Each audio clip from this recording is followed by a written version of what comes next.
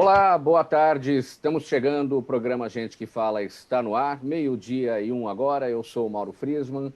Nossa audiência nos acompanha pela Rádio Trianon AM 740 de São Paulo, pela Rádio Universal AM 810 de Santos, pelo Instagram, Facebook e YouTube. Siga a gente, curta e compartilhe os nossos conteúdos, interaja com o programa pelo WhatsApp 973350038, mais uma vez, o 973350038, e também pelas redes sociais, marcando a hashtag Programa Gente que Fala. Eu apresento a partir de agora os nossos convidados. Primeiramente, o comentarista do Band Esportes, professor universitário, amigo Paulo Massini. Seja bem-vindo, Massini, ao Gente que Fala de hoje. Um abraço para você, Mauro, um abraço aos companheiros. É prazer estar aqui com vocês. Obrigado pelo convite. Prazer recebê-lo aqui. Está tudo bem? Como é que está esse momento de pandemia para Tudo caminhando, os seus né? comentários? Tudo caminhando. Estamos aqui desde o dia 20 de março, né? Em home office, tentando levar a vida, dando aula remoto, trabalhando lá no Band Esportes também, participando dos programas e lamentando, né? Mais de 1.000 pessoas morrendo todo dia e a bola voltou a rolar, né? A gente... É nossa obrigação falar sobre isso, falar sobre futebol, sobre esportes, mas a gente deixa aqui um abraço grande a todos que perderam alguém ou que estão envolvidos, né, diretamente nessa luta contra essa pandemia, esse maldito vírus, coronavírus. Pois é, vamos seguindo aqui com a nossa apresentação dos convidados de hoje. Também com a gente, Eduardo Elias, apresentador do Sport Center Brasil, na ESPN Fox Sports. Tudo bem, Eduardo Elias? Tudo bem, Mauro. Boa tarde a você, aos companheiros, a todo mundo que está ligado aí no nosso programa. É isso, né? O futebol brasileiro voltou, o Campeonato Brasileiro voltou, já com jogos interrompidos, com pessoas, com um juiz que descobriu que estava infectado no avião, com um time inteiro que se deslocou porque o campeonato Série C também é regionalizado, mas você tem que voar muito. A gente pode discutir ao longo do programa, mas vamos rezar aí para que tudo se encaminhe nas próximas rodadas.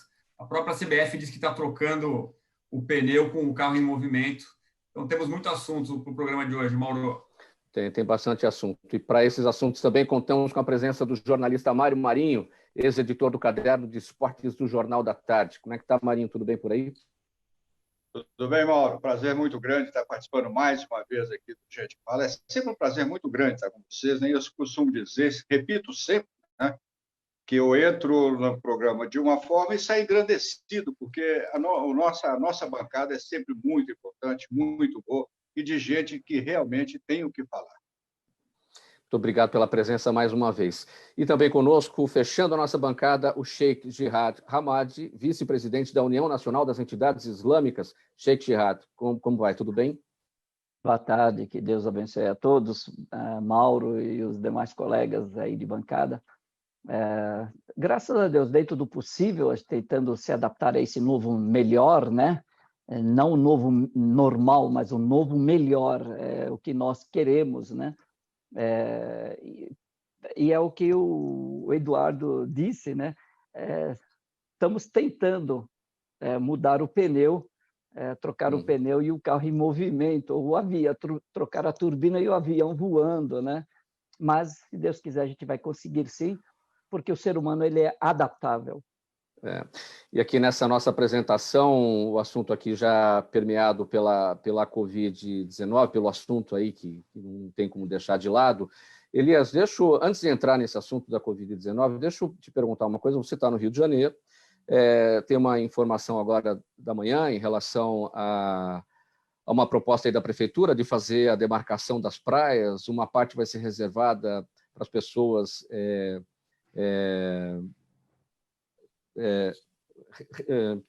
fugiu a palavra aqui, mas enfim, reservada para as pessoas por aplicativo e a outra parte reservada para as pessoas que chegarem ali que não tiverem feito a reserva por aplicativo. Essa palavra que eu buscava, feito a reserva.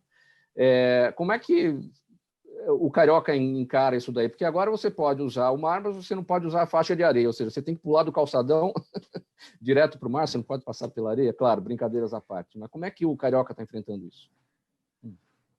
O Carioca não está acreditando nisso, né? Parece piada. Quer dizer, você vai ter que demarcar a areia da praia. Isso até foi feito em alguns países da Europa, mas a situação europeia é completamente diferente, né? Então, inclusive, a utilização da praia. A praia do Rio de Janeiro é um aspecto cultural, em que você não se organiza a ponto, vou chegar das 11 e vou ficar até as 11 ou até meio-dia e 57. Então, o pessoal não está levando a sério isso, não, cara. A possibilidade disso dar certo, eu acho mínima. Eu acho que essa ideia vai ser abortada. Marcar um pedaço na areia e todo mundo marcar por aplicativo. Ah, não, eu quero o pedaço C27 da areia de Copacabana. É surreal uma proposta dessa. Bom, vamos ver no que vai dar. Vamos aqui para o nosso primeiro tema. Está todo mundo torcendo, evidentemente, para a questão da vacina se resolver o mais rapidamente possível. O presidente Vladimir Putin disse hoje que a Rússia se tornou o primeiro país do mundo a aprovar a regulamentação para uma vacina contra a Covid-19 após menos de 2 meses de testes em humanos. A velocidade com que a Rússia está se movimentando para lançar sua vacina despertou preocupações de que pode estar colocando o prestígio nacional acima da ciência e segurança sólidas. Moscou, no entanto, afirmou que a aprovação é sinônimo da sua proeza científica e que a imunização em massa de sua população deve começar em outubro.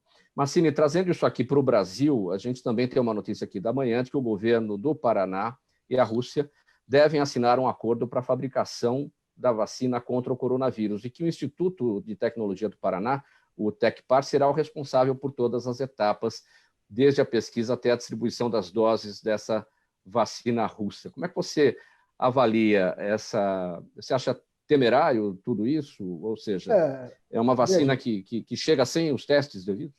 A comunidade científica desconfia, né? Num país em que o presidente receita cloroquina para as pessoas sem ela ter efeito provado pelos cientistas, pela ciência, eu espero qualquer coisa, né? O que deveria acontecer, na minha visão?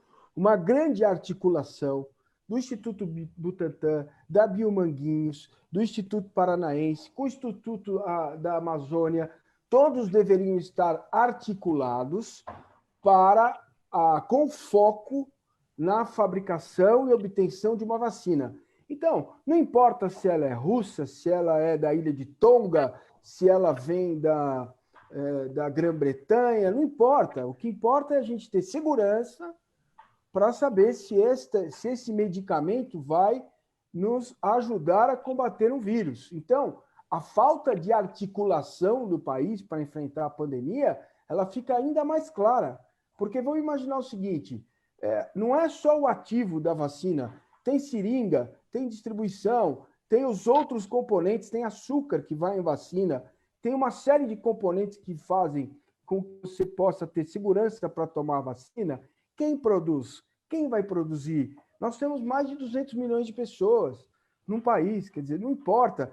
Deveria haver uma articulação de toda a saúde, capitaneada por um Ministério da Saúde que não tem ministro, é um cara que está lá, que é interino até hoje, né? Em plena pandemia, e para que tivesse uma articulação. Nós vamos tomar todos a mesma, ou se sair primeiro a da Rússia, nós estamos preparados para vacinar. Se os médicos e cientistas derem ok, nós vamos produzir. Se sair da China, nós vamos ir para o Brasil inteiro. Isso não pode ficar restrito a nichos. Então, daqui a pouco a gente vai ter que ir para o Paraná para tomar vacina.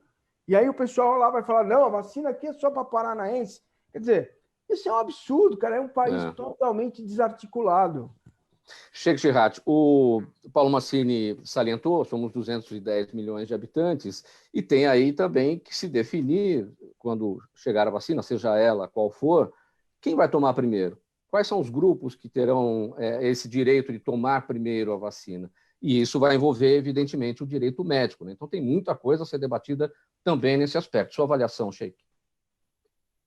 Eu vejo, assim, na minha humilde opinião, vejo que todos têm o despreparo dos governantes de tudo que eu ouvi agora, tanto da praia quanto da vacina. Você vê que os próprios governantes estão totalmente despreparados, estão testando na gente, tanto aqui, em todos os níveis, tanto aqui quanto fora, estão numa corrida de quem chega primeiro, e nós somos as cobaias, e isso cria uma desconfiança.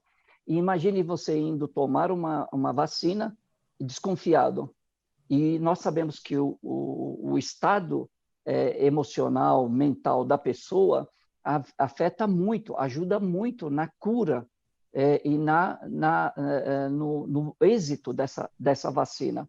O que nós estamos vendo é que precisamos agora ver quem são as pessoas que têm prioridade para se vacinarem. As pessoas de risco, as pessoas que estão nos hospitais, que estão internadas, e se não funcionar, como é que faz? Quem é que assume essa conta? Porque a toque de caixa, você aprovar algo, sendo que uma vacina leva muito tempo para ser aprovada e ser aplicada, imagine agora fazer isso a toque de caixa, e se eu tiver um ente querido que tomou a vacina e piorou o seu estado, quem é que assume essa responsabilidade? É o governo? É o laboratório? E nós sabemos que existe uma disputa entre os laboratórios hoje e tem envolvido um lado econômico, financeiro muito grande nessa corrida. Então, creio que é preciso as pessoas terem um pouquinho mais de responsabilidade, tanto o governo quanto laboratórios, em todas as instâncias, inclusive a sociedade e a área médica, porque é ela que, no final, é que vai assumir sobre seus ombros ao aplicar essa vacina nas pessoas. Creio que só para complementar, fica à vontade. Fala, Elias. Essa disputa política também existe entre os países. A Rússia quer ser o primeiro país a mostrar que conseguiu essa conquista. Então, o nome, né, Sheikh Jihad, que está sendo dado pela Rússia é Sputnik 5, em alusão ao antigo satélite, que foi o primeiro a ser enviado pela União Soviética antiga. E aí, quando você vê o Putin, que é um cara que controla com mão de ferro ali, ele é eleito, mas ele ainda tem aspectos de ditador, e ele vem a público falar sobre a vacina. Os testes, pelo que eu li, chegaram a 39 pessoas, é muito pouca gente. Quer dizer, vai ter um teste mais massivo agora. Então, a comunidade científica realmente está em dúvida em relação a isso, quer ver mais para aprovar, para dizer, não, realmente foi inventada uma vacina. E tanto é esquisito que o Putin falou o seguinte: a minha filha estava com febre e tomou vacina, e a vacina fez efeito, a febre dela baixou no dia seguinte. É um discurso que não combina, porque vacina você dá antes, vacina você não dá para a pessoa quando ela está doente. Então, me lembra um certo presidente de um país sul-americano que mistura um pouco as coisas. Mário Marinho, é claro que todo mundo está na torcida para a chegada de uma vacina o quanto antes, mas é óbvio que os protocolos têm que ser respeitados, existem as fases de testes e a Rússia, evidentemente, claramente está pulando essas etapas. Parece, já que a gente vai falar de esporte, de pandemia, e o esporte na pandemia, isso está parecendo até uma corrida, né? Já que estamos falando de esporte, uma corrida para ver quem é que chega primeiro naqueles 100 metros rasos, né? O que você acha? Ô, Mauro, só que a corrida não é de 100 metros rasos, não é corrida com muito obstáculo, sabe? Muitos obstáculos, né? Mas olha aqui, Mauro, veja você que situação que vive, não só o brasileiro, o povo do mundo de um modo geral, a população mundial, né? Nós estamos preocupados com uma doença que está matando terrivelmente, a doença de um poder letal muito grande, né? E agora nós estamos preocupados porque apareceu uma vacina e nós não sabemos a credibilidade dessa vacina, porque é de se desconfiar das coisas que vêm de um país que não tem a menor transparência, que não é acostumado com a democracia, né? Então, de se ficar com um pé atrás. Eu vi hoje a declaração do Anthony Fauci, que é a maior autoridade de infectologia dos Estados Unidos, e ele não está botando muita fé, não. Muita fé, não. É muito pouco tempo, muito pouco teste, como já foi salientado aqui. Hoje também eu recebi aqui o WhatsApp, uma mensagem de um médico brasileiro, o Ricardo Arruti. Ele não é infectologista, mas é um médico preocupado com essa situação, estudioso, e ele falou comigo o seguinte, falou assim, eu não gostaria de ser médico lá na Rússia, porque os primeiros que vão receber a vacina são os profissionais de saúde, né? Passou a fase de teste, segundo eles, agora começa a vacinação massiva, agora em outubro, e os primeiros a serem vacinados serão os médicos. Então, esse médico, o Ricardo Abud, falou, eu não queria ser médico lá na Rússia, então fica todo mundo preocupado. E é incrível, né, que um negócio que afeta a população mundial, afeta a saúde de vidas e vidas, milhões de vidas, né, seja politizado, seja tratado dessa forma. Uma pena, né, Mauro? Você nos acompanha pela Rádio Trianon, AM 740 de São Paulo, Rádio Universal, AM 810 de Santos, também nas redes sociais, Instagram, Facebook e no nosso canal no YouTube. E olha, gente, aí pelo YouTube, clique no sininho para receber as notificações de todas as transmissões do programa Gente que Fala. Pessoal, olha, após a paralisação dos esportes, o primeiro assunto... Não, eu pulei aqui, vamos voltar aqui no nosso roteiro. O coronavírus parou o mundo em 2020 e com os esportes não foi diferente. A maioria das categorias parou suas atividades em março e retornou recentemente, aos poucos e cheias de adaptações, principalmente no que se refere à presença de público, ainda vetada na maioria delas. Mas a segurança dos atletas ainda é tema polêmico.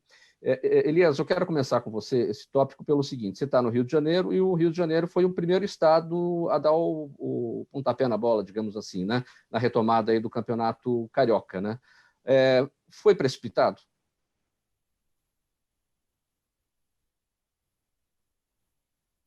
Eu acho que foi sim, Mauro. Felizmente no Rio de Janeiro deu tudo certo no Campeonato Carioca com o retorno, que me parece que foi precipitado. A gente ainda está falando...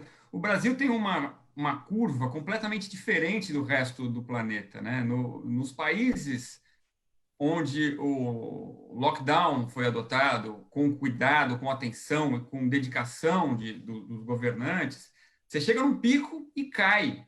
O Brasil chegou num planalto, não é um pico. Nós estamos há mais de 2 meses lá em cima. Então, o gráfico é um planalto.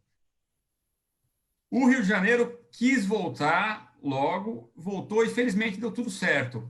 Aí as pessoas argumentam, não, você tem uma proteção para o jogador de futebol muito maior. É verdade, isso é verdade.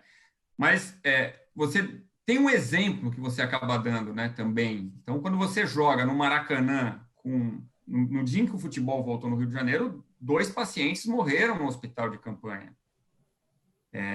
Então, eu tenho certeza que no Rio de Janeiro foi sim precipitado. Quanto à volta do Campeonato Brasileiro, você pode falar, não, mas agora já está tudo abrindo. Então, o futebol tem que voltar também. O futebol é uma distração para a população, faz bem. Concordo com isso, faz bem. Mas vamos analisar, e eu acho que isso sim é um exemplo. O Champions League está voltou semana passada. Os jogos estão sendo disputados em Portugal. A NBA voltou. Os Estados Unidos realmente não são o melhor exemplo de cuidado para a pandemia, é o país que mais morreu gente.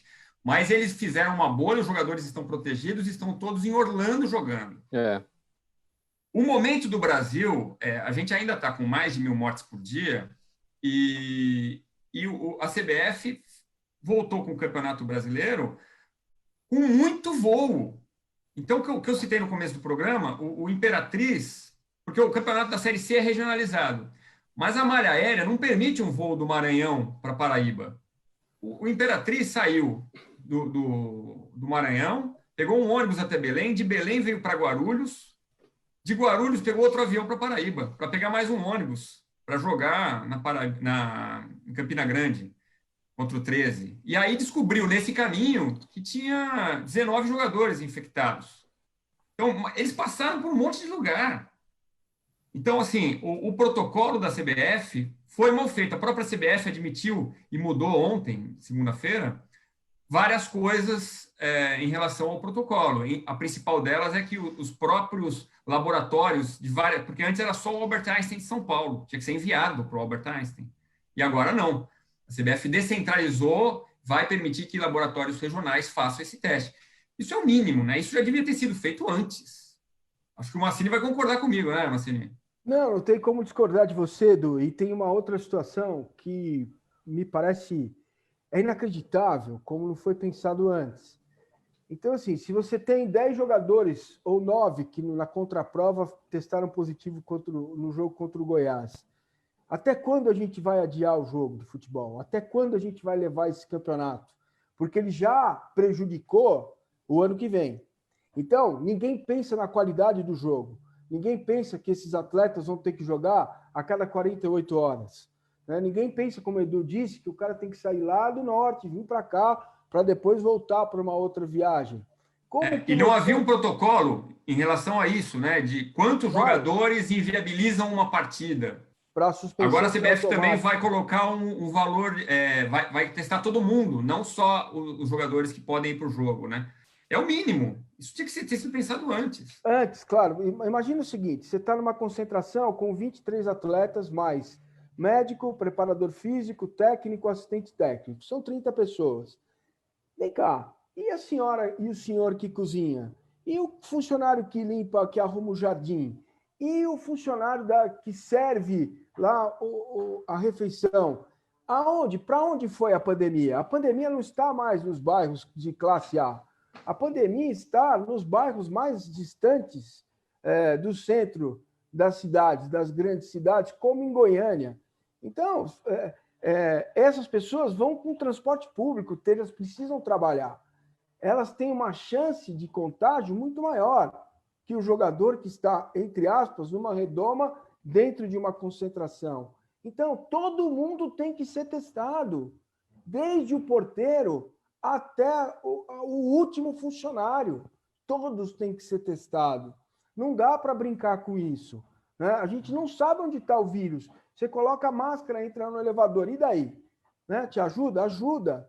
Né? E tem uma outra situação que eu acho inacreditável, que a gente está pulando um ano. Né? Nós vamos, se a gente comparar com a Europa, os caras estão fazendo a Champions em Portugal, que é onde a curva está lá embaixo, né? Já não morre mais gente todo dia de Covid, com jogadores testados, jogo único, sem torcida. Então, olha o momento que eles escolheram, porque fizeram um trabalho bem feito, bem articulado, de lockdown, para fazer os jogos finais da Champions. Cara, você fazer o Paulista e o Carioca é uma coisa, porque a distância é pequena, o cara vai de ônibus, não tem que entrar no aeroporto, né? O que deu certo no Rio, como disse o Edu, em termos de pandemia, não em termos de futebol, mas em termos de pandemia, terminou aqui em São Paulo. Tudo bem, mas como você vai fazer um campeonato brasileiro? Como você vai fazer Ceará e Fortaleza virem até Porto Alegre? Eles vão vir como? Né? Tem que fretar avião. Então, assim, isso não foi pensado. As pessoas não estão preocupadas com a saúde de quem trabalha com esporte e não estão preocupadas com a qualidade do jogo. Que uma coisa é o Flamengo, que tem um avião próprio, né? Fretou um avião em parceria com a Azul, claro. Até chamam de Aerobu. É isso. Uma coisa é o Aerobu, outra coisa é o Imperatriz, que tem que pegar um monte de avião, Mauro. Ô, Mauro, olha só para encerrar da minha parte, eu conversei com o presidente do Goiás ontem, e ele é médico e tem um hospital. Então ele disse o seguinte, eu como médico não posso autorizar a volta do futebol, mas porque tem amigos que me ligam pedindo vaga em UTI, eu não tenho. E como presidente de clube, eu digo a vocês, ou volta o futebol ou a gente morre de fome. Aí é que está o erro. Os clubes articulados deveriam ter pensado num campeonato menor para terminar em novembro, rápido, com sedes regionais, diferente, né? Chama os patrocinadores da TV que transmite, faz uma grande ação de marketing em defesa da vida, pega os capitães dos times, faz ação de marketing com os patrocinadores para fazer um campeonato diferente e acabar em novembro, até que a gente tenha segurança para ter um campeonato ano que vem. Para pegar um jargão aqui do esporte ou do futebol, mais especificamente, colocar na prancheta, né, Mário Marinho? O que faltou colocar nessa prancheta? Pois tudo isso foi colocado, que o Paulo colocou muito bem, o Eduardo também, né? A grande culpa é do dirigente de futebol, não é nem da CBF, porque a CBF chamou os dirigentes para uma reunião e queriam mudar o regulamento do campeonato. Então, o campeonato não teria turno e retorno, não seria 38 rodadas como agora, seria uma coisa menor. Mas os dirigentes acharam que não, né? Não, vamos fazer assim, tem que fazer, vai dar tempo, não sei o quê, e acabaram fazendo. E agora vai ter que ficar mudando protocolo, vai ter que ficar correndo risco, porque todo o protocolo que fizer, por melhor, por mais perfeito que seja o protocolo, não dá para você fazer um protocolo em que, vamos voltar aos exemplos aqui, o Flamengo sirva para o Flamengo e sirva lá para o Chapetuba Futebol Clube, lá de Ribeirão das Neves, por exemplo. Não pode, quer dizer, uma coisa é um grande centro, outra coisa é um pequeno centro. Então, não existe um protocolo. O Campeonato Paulista, essa final do Campeonato Paulista, a Federação Paulista colocou os juízes confinados aqui na cidade do interior, me parece que Serra Negra. Eles saíam de lá em carro alugado, dirigido pelo próprio motorista, pelo próprio juiz, para não ter um motorista, né? Vêm até o estádio, entram no vestiário, fazem o jogo, pegam o carro e voltam lá para o confinamento. É um protocolo muito bem feito. Esse protocolo ele não imuniza, ele não é vacina. Ele apenas diminui o risco, né? Tudo que se fizer vai diminuir o risco. Então, o que a gente tem que fazer agora com o futebol, vai mudar o regulamento ou não vai? Vai ter que procurar realmente com o carro andando e trocando o pneu e achar a melhor composição, se é um pneu macio, se é um pneu duro e tal, com a corrida sendo realizada, né, Mauro? É isso aí, Sheik Hamad. E essa questão do futebol com estádios de portões fechados, os times jogando para ninguém, quer dizer, pelo menos dentro do estádio, né, jogando só para televisão, jogando para as emissoras. Você vai ao estádio, se acompanha? Como é que você tem sentido esse momento, Sheik? Bom, é uma época totalmente atípica, né? E o que eu falei, os dirigentes, os responsáveis, está todo mundo testando.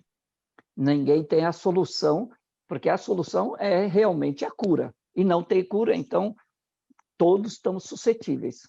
Ao momento que o delivery chega até a tua casa, qualquer contato que você sai, você está arriscado, você está correndo risco, né? Tem uma regra em árabe, um ditado que diz o que não se consegue alcançá-lo todo, também não se deixa ele todo. Então, é o equilíbrio. A minha vida continua, não tem como, o médico está indo, as pessoas estão trabalhando, e também nós não podemos deixar de pensar nas pessoas que estão confinadas, que estão em quarentena, e esse isolamento está afetando essas pessoas emocionalmente. E o futebol é uma alegria para essas pessoas. E não é a mesma coisa, uma reprise de um jogo, por exemplo, o jogo do Palmeiras e Corinthians, a decisão, outros jogos também. Então, traz um pouco de distração, traz um pouco de lazer para as pessoas, e isso ajuda. O futebol, para o brasileiro, ele é uma ferramenta de lazer e que ameniza um pouco dessa quarentena e faz com que as pessoas fiquem mais tempo dentro dessa quarentena se cuidando. Agora, nós temos o atleta, nós precisamos pensar. E como é que pensamos? Pensamos em grande grupo. Em cada setor, eu escuto. Eu não posso só escutar os jogadores, ou não posso só escutar os dirigentes. Mas como vocês que já têm experiência, que estão, por exemplo, essa opinião do Paulo, do Edu, do Mário, é importante que eu escute. Eu, como dirigente, por exemplo, se eu fosse um dirigente, eu teria que escutar, porque é uma outra visão de um outro lado que não está no meu... está vendo de fora, e isso vai colaborar. Então, nesse momento, ter humildade para escutar o outro e tentar o melhor para o atleta, para o jogo. E não podemos deixar também de imaginar que o time de futebol é uma empresa. E se não tiver... tem funcionários, tem o jogador, tem os salários, tem muita coisa, tem várias áreas. Então, nós temos que pensar numa forma equilibrada e tentar preservar o máximo a nossa saúde e aos dos demais envolvidos, e, ao mesmo tempo, não ficar parados. O país também não pode ficar parado. Assim, o equilíbrio, eu acho que nesse momento é muito importante em todas as áreas. Sim, Massini. Fala. Ao que disse o Sheik, levando para esse lado da empresa, né? É bom lembrar também que o futebol ele mantém hoje diretamente cerca de 160 mil empregos, né? Então, eu preciso de ver todo esse lado também. Como disse você muito bem com essa sabedoria árabe, né, Sheik? Se você não pode fazer tudo, não pode também abandonar, né? Acho muito legal esse que você colocou. Massini, em relação à Fórmula 1... Fala, Elias. Você fechou, Elias, o microfone. Desculpa, o problema é a pecinha entre o computador e a cadeira, que às vezes aperta o botão do mute. Não, eu tinha certeza que o futebol brasileiro ia ser disputado, o Campeonato Brasileiro seria disputado num turno. Vamos fazer 19 jogos. O aspecto financeiro leva, me parece que é o motivador, Claro que é. Leva a necessidade dos times e dos dirigentes quererem fazer 2 turnos e terminar lá em fevereiro. Porque era muito simples fazer o campeonato de 2020 vai ter um turno só. Agora, a primeira rodada foi a prova concreta de que a coisa não foi completamente bem planejada. Infelizmente. Agora, Edu, aproveitar a presença do Sheik Jarrah aqui para endossar as nossas orações. O Brasil está passando... até porque a imunização de rebanho, eu li um artigo muito interessante esse fim de semana no Jornal Globo, um infectologista, acho que é Júlio Croda, se eu não me engano, e vai diminuir. A partir de agora, a gente começa a ter uma queda no tal platô, no planalto lá que a gente está. Então, as coisas vão... Porque as novas pesquisas mostram que 20% da população tendo contato com o vírus já começa a ter imunização de rebanho, que é o que provavelmente aconteceu no estado do Amazonas. Então, a gente está realmente passando. O pior da pandemia já passou. Isso é bom a gente ter consciência. Só que também é bom a gente ter consciência que, daqui para frente, e o próprio infectologista diz isso, a gente pode ter mais 100 mil mortes ou pode ter mais 50 mil mortes.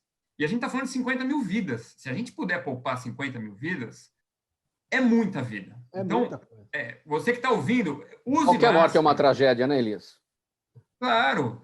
E assim, o governo falha ao não divulgar a importância do distanciamento social. Isso é importante, não é colocar aplicativo para separar na praia, é a consciência de que você tem que ter um distanciamento social. As pessoas não estão com essa consciência. Edu e Mauro... E eu acho que a CBF não teve, e essa primeira rodada provou isso, que faltou um pouco de consciência do que é preciso fazer. Porque quando você passa uma delegação inteira viajando por vários aeroportos e ônibus, você aumentou a chance de espalhar esse vírus para as pessoas que tiverem contato com essas pessoas. O Edu falou de uma situação importantíssima. Eu não posso esquecer, antes de mais nada, dizer ao Mário Lúcio Marinho que ele é um dos responsáveis por eu ter feito jornalismo. Eu sempre quis fazer jornalismo esportivo e eu sempre li demais ele, sempre acompanhei demais a carreira dele e me sinto muito... É muito legal estar aqui com você, Mário. Muito obrigado por essa oportunidade. E eu queria... Paulo, não vai falar que você juntou figurinha minha, hein, Paulo? Não vai falar, hein? Não, isso não. Agora, eu queria tocar num ponto que o Edu falou, que é o ponto central. O Sheik também falou sobre esse ponto, do equilíbrio, né? Então, são 160 mil empregos, a gente tem que manter as pessoas recebendo nos clubes de futebol e tal. Então, o que vocês acham dessa ideia? Que eu sou um pobre coitado de um professor, um jornalista esportivo, tive aqui na minha casa. Quem é que manda no futebol brasileiro em termos de transmissão? É a TV Globo. A TV Globo tem uma série de patrocinadores que bancam o futebol.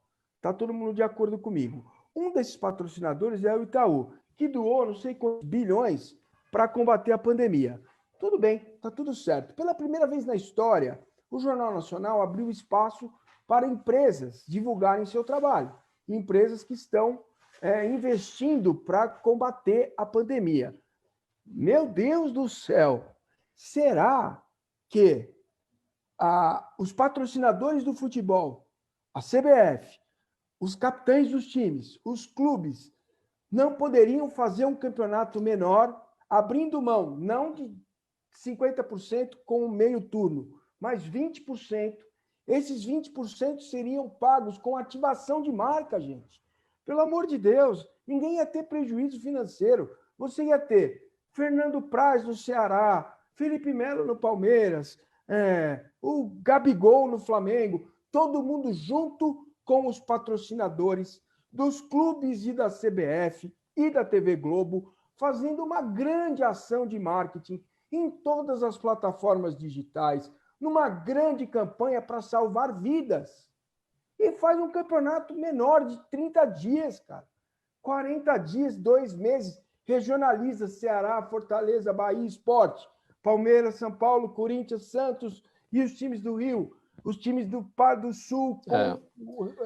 Sabe? É impressionante, cara, como eles não conseguem se articular. A mesma falta de articulação que você vê no Ministério da Saúde, com as vacinas, você vê nos dirigentes do futebol. Só pensam na grana. Vai mexer no meu dinheiro? Então joga. Joga 38 rodadas, acaba em julho do ano que vem e pronto. Essa pergunta eu ia te fazer, Massini. Quando que vai terminar o Campeonato Brasileiro? Porque com 38 rodadas, duas rodadas de 19, era para começar em maio. Começamos agora. Vai terminar em fevereiro do ano que vem. E aí o Campeonato Regional de 2021 também fica comprometido. Vai tudo junto. Vai ter que estar tudo junto. Entendeu? Porque... Se eu puder... Desculpe, pode falar, Sheik. Paulo. Quando a gente fala sobre equilíbrio, por que eu chamo essa palavra? Porque nós estamos sentindo a falta dela. O que eu estou vendo nos discursos, não aqui, lógico, graças a Deus não, mas no cenário nacional é nítido. Extremos. Ou fecha, ou abre. Ou escancara, ou fecha tudo. E a vida não é assim.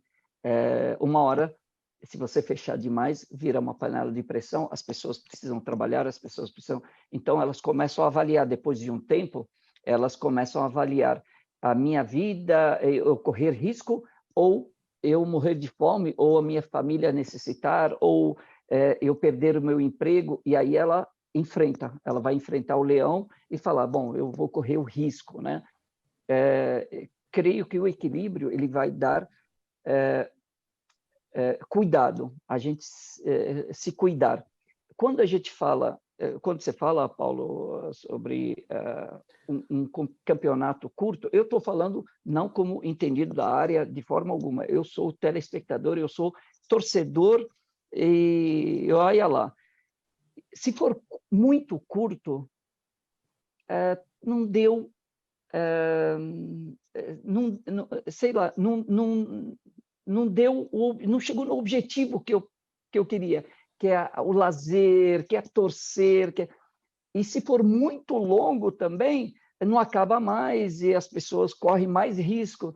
Então, creio que os dirigentes escutarem essas opiniões de pessoas que trabalham em todas as áreas do futebol, locutores, comentaristas, todos, eu acho que todos saem ganhando.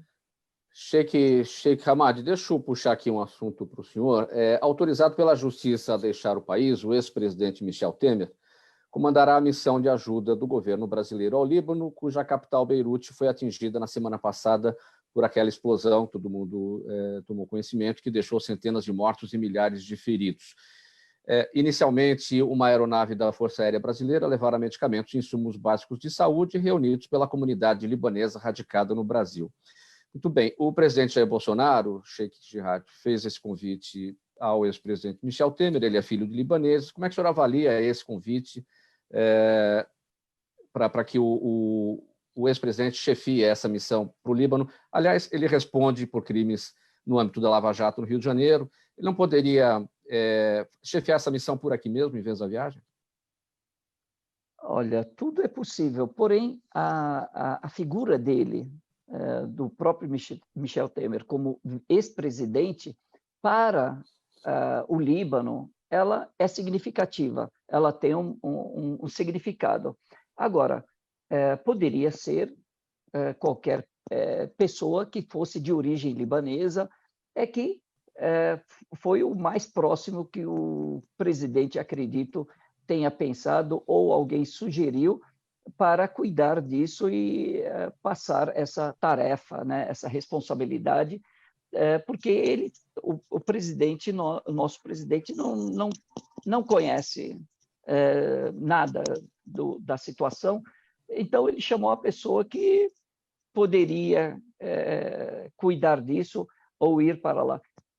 Nós estamos fazendo uma campanha, todas as entidades muçulmanas e não muçulmanas, cristãs, todas clubes de origem, né, ou que têm membros libaneses ou descendentes, estão fazendo campanha. Então, não está indo somente através do governo. Tem outras formas, tem outras campanhas, outros meios de ajudar o Líbano. E essa, acredito que é mais simbólico e é uma forma de mostrar para os libaneses, olha, uma resposta do governo, olha, nós estamos cuidando, nós estamos empenhados, nós nos preocupamos. Mas acredito que precisa muito mais do que isso. O Líbano está precisando, Beirute, principalmente, está precisando de uma campanha muito mais estruturada e de uma ajuda muito grande. Toda ajuda ela é louvável, ela é bem-vinda, mas é mais do que uma ação para nesse sentido, a população, Sheikh, uma resposta à população. Nesse sentido, Sheikh, nesse seu raciocínio, o Líbano precisando de ajuda, temos crise sanitária, Covid, né? Temos a crise econômica de um país, né, de tantos anos de guerra civil, uma crise política instalada, a população insatisfeita e aprofundada agora após essa tragédia. O que o senhor espera daqui para frente? O governo lá está se demitindo, digamos assim, né? Cada hora sai um. O primeiro-ministro pediu demissão, né, nesta segunda-feira, né, Sheikh? Sim. O senhor conhece lá o Líbano, é maravilhoso, né? Falam que é a Suíça do Oriente Médio. Sim, eu passei uma parte da minha infância lá, minha família tem casa lá, minha família tem meus parentes lá, inclusive alguns conhecidos que estavam lá durante a explosão, graças a Deus não se machucaram muito, passaram um susto, com certeza, né? Temos amigos, estamos procurando, tem muitos voluntários que são brasileiros de dupla nacionalidade que estão fazendo trabalho voluntário lá em Beirute, nesse momento. Lá, na realidade, essa explosão, essa tragédia, né? Porque uns falam explosão, outros falam que foi ataque mesmo, externo, foi o estopim, porque, na realidade, o Líbano já estava vindo, já tinha corona, já tinha bloqueio das contas. Então, os bancos, imagine que você tivesse 1 milhão no banco e tivesse $100 no banco, você só poderia retirar um valor igual para todos semanalmente. Quer dizer, quem era milionário, tinha dinheiro milionário no banco, passou a ser pobre, com milhões dentro do banco, porque o banco a economia entrou em colapso e as pessoas começaram a sair às ruas, ficaram 70 dias nas ruas, fazendo manifestações, querendo derrubar de todos os quadros religiosos, né? Todas as representações, querendo que o governo inteiro ele caia, porque não caiu, perderam a confiança no governo. E isso, quando veio essa tragédia, acabou mesmo, e aí as pessoas foram com mais e enfrentaram a pandemia. E foram. Por quê? Porque agora a situação era bem pior, as pessoas estavam morrendo de coisas que não era mais o Covid-19, não é mais a pandemia. E tem um detalhe, né? O ministro das Relações Exteriores foi o ministro com menos tempo de atuação de pasta em todo o mundo.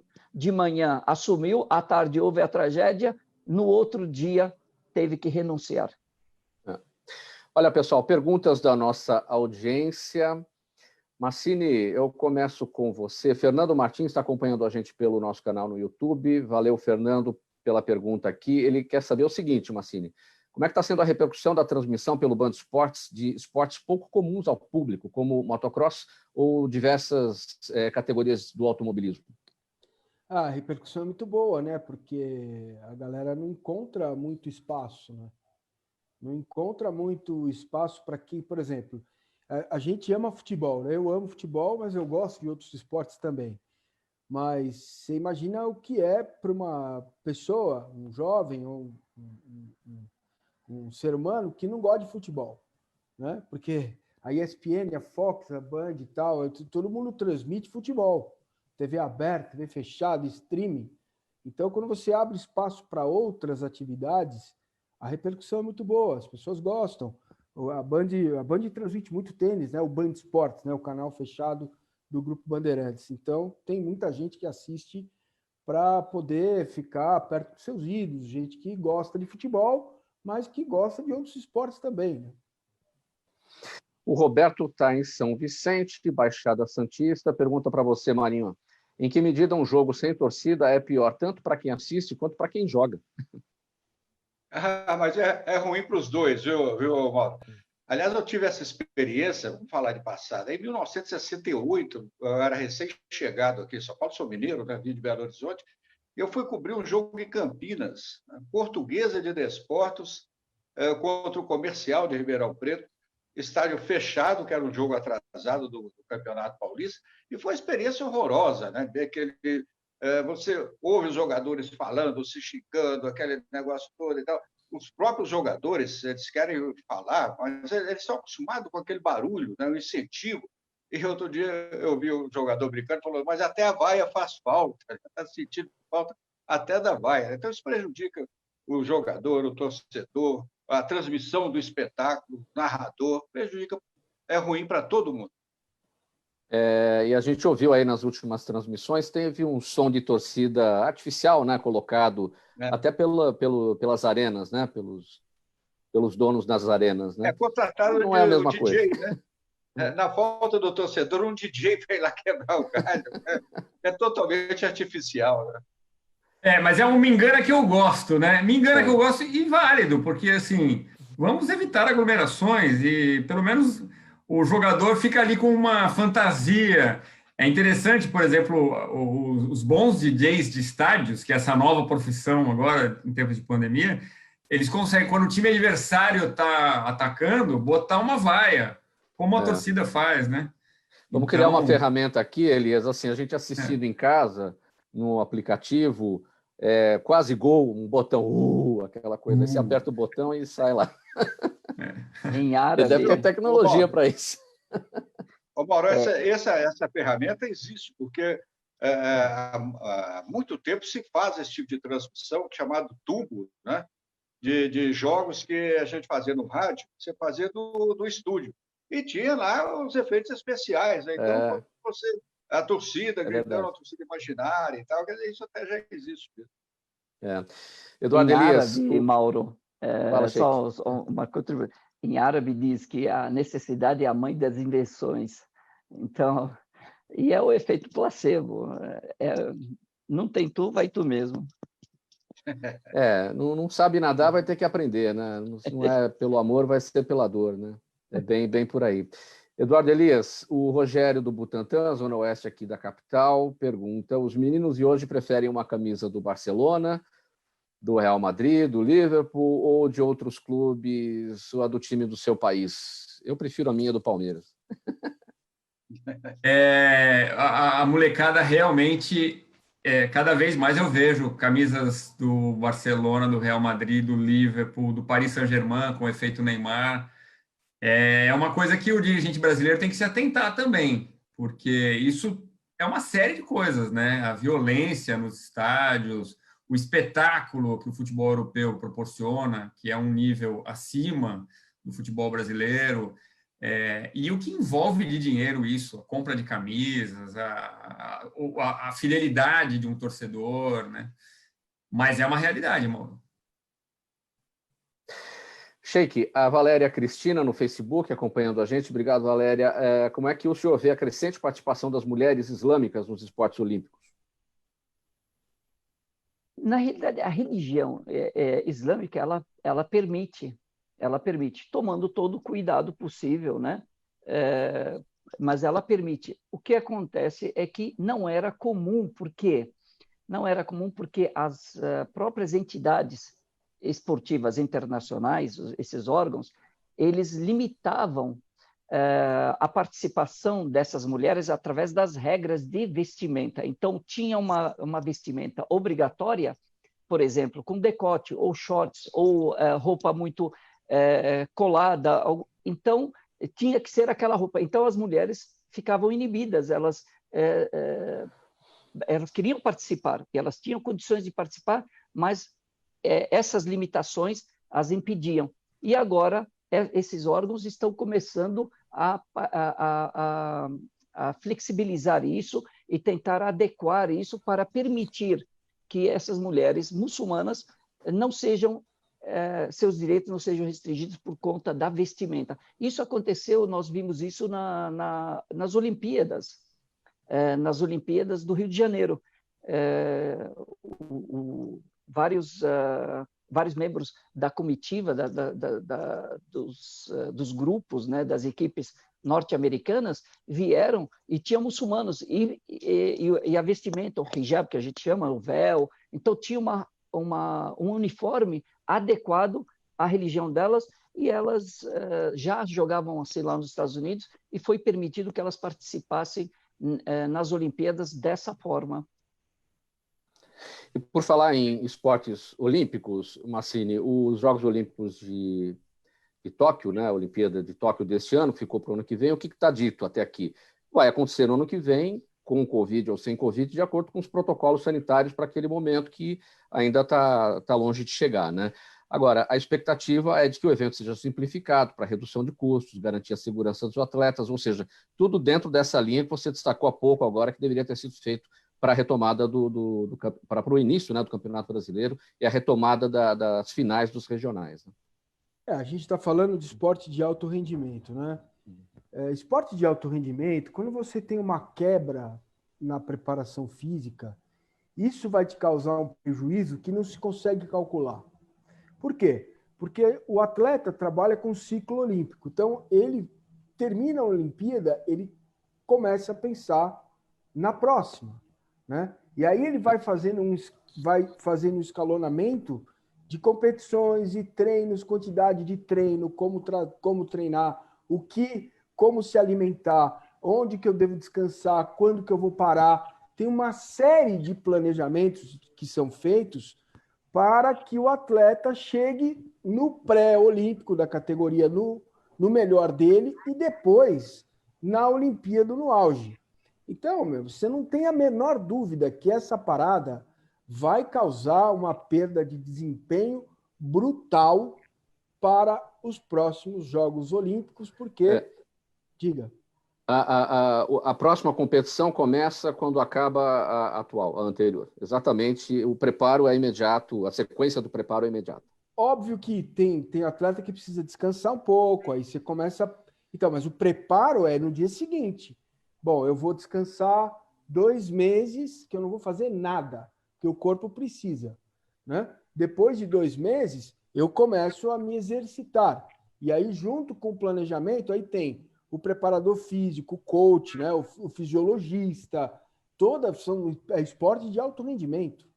Agora, se você me permite, nós estamos tendo uma quebra, e os atletas que são do sub-20 e que o ano acabou e o cara não jogou e perdeu? Nós estamos tendo uma quebra, uma parada. O Brasil tem 70% da população infanto-juvenil. Se você pegar aí de 10 a 18 anos, na América Latina, na América do Sul, está aqui no Brasil. Esses jovens também estão tendo uma perda irreparável com a pandemia. Eduardo Elias, o nosso tempo já está se esgotando. Aquela pergunta que não quer calar, a gente está sem prognóstico para absolutamente tudo no Brasil, mas vamos arriscar aqui um prognóstico para o Campeonato Brasileiro. Quem deve ser o campeão? Quando, né, em condições normais, né, a gente já olhava ali quem é que tinha a condição de chegar, né? O que você acha que vai acontecer? O Flamengo será o papa-tudo? Ou nada dá para se prever, porque não se sabe nem se vai terminar o campeonato, na verdade? Eu acho que previsões sempre podemos fazer, né, com um grande risco de quebrar a cara, mas assim, para quase todo mundo, pelo elenco do Flamengo, pelo futebol que o Flamengo apresentou durante o ano passado, com a chegada do Jorge Jesus, ou no segundo semestre, né, especialmente, e no começo da temporada de 2020, antes da parada, o Flamengo é muito favorito. Agora tem a incógnita da chegada do Domenech Torrent, que vem sendo chamado de Domi, que é mais fácil. Eu boto muita fé, porque é um cara que trabalhou com o Guardiola, que para mim e para muita gente é um dos grandes treinadores, se não o grande treinador do futebol mundial. Agora, no primeiro jogo ele não foi muito bem, não. Ele escalou mal, ele mexeu mal, botou muito atacante no time do Flamengo para tentar buscar o resultado, perdendo de 1-0 para o Atlético Mineiro. Então, o Flamengo tem essa incógnita da chegada do novo treinador. E o Atlético Mineiro, com o Sampaoli, que já mostrou que deu uma outra cara para o time, está nessa lista de favoritos para mim. E aí o futebol brasileiro é aquela coisa, né? Tudo pode acontecer. Se tem um campeonato que sempre 8 times, 10 times podem ganhar, é o Campeonato Brasileiro. Agora, nessa lista eu coloco Flamengo, Atlético Mineiro e Palmeiras, a minha lista tríplice. O Palmeiras também tem um elenco sempre muito forte. Vamos ver se o Luxemburgo sustenta o time bem sem o Dudu. Marinho, em pouquíssimos segundos, campeão brasileiro ou os favoritos? Favoritos. Eu vou também na mesma lista aí do Edu, né? Obviamente, Flamengo, Palmeiras, são os dois favoritos, na minha opinião, disparados. Mas aí, mais um pouquinho atrás, você pode colocar o Atlético, o Grêmio. O Campeonato Brasileiro tem sempre pelo menos 6 favoritos que você pode cravar. Massini. Microfone, Massini. Clube Atlético Mineiro, curto e grosso. E Sheik Jihad, sua perspectiva aí. Eu sou suspeita. Espero que o Palmeiras ganhe. Seguindo a trajetória aí de domingo, espero espero. Vou rezar bastante. Muito bem. O senhor está com a palavra, Sheik Hamad. Sua despedida em 10 segundos. O que fica aqui da nossa conversa? Peço a Deus que nos abençoe. É necessário meditar bastante, cuidar do lado espiritual, assim como nós estamos tentando cuidar do físico e cuidar também do mental, do emocional. E que Deus nos proteja sempre. Marinho, sua despedida, 10 segundos. Fique em casa, use máscara e que Deus nos proteja. Massini, 10 segundos, sua despedida. Cara, gratidão, Mauro. Obrigado, hein? Obrigado. Perdi o contato com você. Obrigado pela oportunidade, Edu, Sheik, Mário, Lúcio Marinho. Só isso. Gratidão, muito obrigado. Até a próxima. Eduardo Elias, sua despedida. Valeu, Mauro. Prazer reencontrá-lo, meu antigo companheiro de TV Cultura. Massini, Mário Marinho, 2 caras que eu admiro bastante, há bastante tempo. E ouvir essa paz que vem da voz do Sheik Jihad, sempre muito bom. Foi muito bom estar aqui no Gente que Fala. Me convida que eu volto sempre que puder, viu, Mauro? Muito obrigado. Massini, você está dando aula onde? Só para encerrar aqui rapidinho. Eu dou aula na Faculdade das Américas. De jornalismo, qual é a disciplina? Na área de comunicação. Aí eu dou aula em publicidade, em jornalismo, em RP, até mecânica quântica. Brincadeira. Muito bem, olha, muito legal a presença de vocês todos, o comentarista do Band Esportes, professor universitário Paulo Massini, o apresentador do Sport Center Brasil, da ESPN Fox Sports, o Eduardo Elias, o jornalista Mário Marinho, ex-editor do Caderno de Esportes do Jornal da Tarde, e o Sheik Jihad Hamad, vice-presidente da UNI, União Nacional das Entidades Islâmicas. Muito obrigado pela presença de vocês, em nome da equipe do programa Gente que Fala. Quero deixar aqui uns parabéns bem rapidinho para a nossa colega da nossa produção, Andréa Risso, fazendo aniversário hoje. Dito isso, na mesa de som, o Sérgio Souza, também gerente técnico da Rádio Trianon, apresentação minha, Mauro Friesman, pauta e redação Pedro Schiavon, Zenilda Salvato é a diretora de produção, o jornalista Fausto Camunha é o diretor-geral do programa, e do outro lado do Gente que Fala, você, ouvinte, espectador, a razão da nossa presença aqui todos os dias. Obrigado pela audiência, tchau e até amanhã.